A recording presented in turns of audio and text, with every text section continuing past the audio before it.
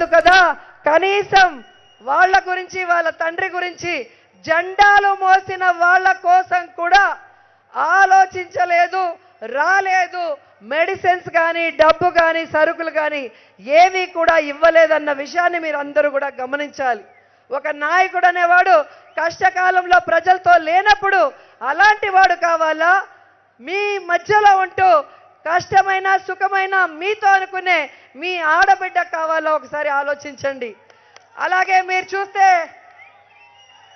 నా చుట్టూ ఉన్నవాళ్ళు ప్రజల కోసం పనిచేసేవాళ్ళు, ప్రజల మంచి కోసం, ప్రజలకి అభివృద్ధి చేయడం కోసం, సంక్షేమాన్ని అందించడం కోసం పనిచేసేవాళ్ళు. కానీ భానుప్రకాష్ చుట్టూ ఉండే వాళ్ళు ఎలాంటి వాళ్ళు? ఎలాంటి వాళ్ళు? సంఘ విద్రోహులు, గంజా అమ్మేవాళ్ళు, ఎర్ర చందనం అమ్మేవాళ్ళు, ఇసుక అమ్మేవాళ్ళు, పీడీ యాక్ట్ కేసులు ఉన్నవాళ్ళు, జైలుకు పోయిన వాళ్ళు, ఇలాంటి వాళ్ళని చుట్టూ పెట్టుకున్నవాడు ఎలాంటి అరాచకం సృష్టిస్తాడో గెలిస్తే ఒకసారి ఆలోచించండి. మీకోసం పనిచేసే నాయకులు కావాలా?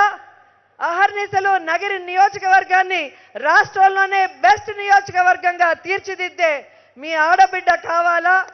లేదా నగరి నియోజకవర్గాన్ని ఎర్ర చందన స్మగ్లింగ్ కి, డ్రగ్స్ కి అడ్డాగా మార్చే భానుప్రకాష్ కావాలనేది మీరే నిర్ణయించుకోవాలి. సో మీకోసం అహర్నిశలు పనిచేసే జగనన్నకి నాకు అండగా ఉండాలి అంటే ఎలాగైతే మీటింగ్ అవ్వగానే ఇంటికి పోతే మీ వేలు ఆటోమేటిక్గా ఫ్యాన్ స్విచ్ మీదకి వెళ్తుంది. ఎందుకు? చల్లగా గాలి వస్తే సుఖంగా ఉంటుందని. అలాగే మీరు పోలింగ్ బూత్లోకి వెళ్ళగానే ఈవీఎం మీద 3వ నంబర్లో నా ఫోటో ఉంటుంది, ఆర్కే రోజా అని ఉంటుంది, ఫ్యాన్ గుర్తని ఉంటుంది.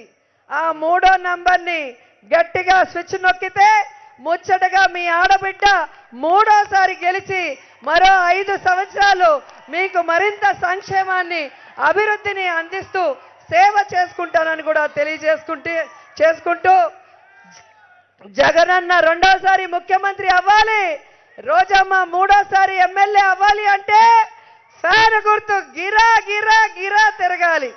జై జగన్, జై జై జగన్, జగనన్న నాయకత్వం, జగనన్న నాయకత్వం, జగనన్న నాయకత్వం.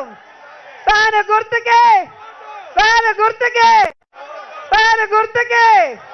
జై జగన్.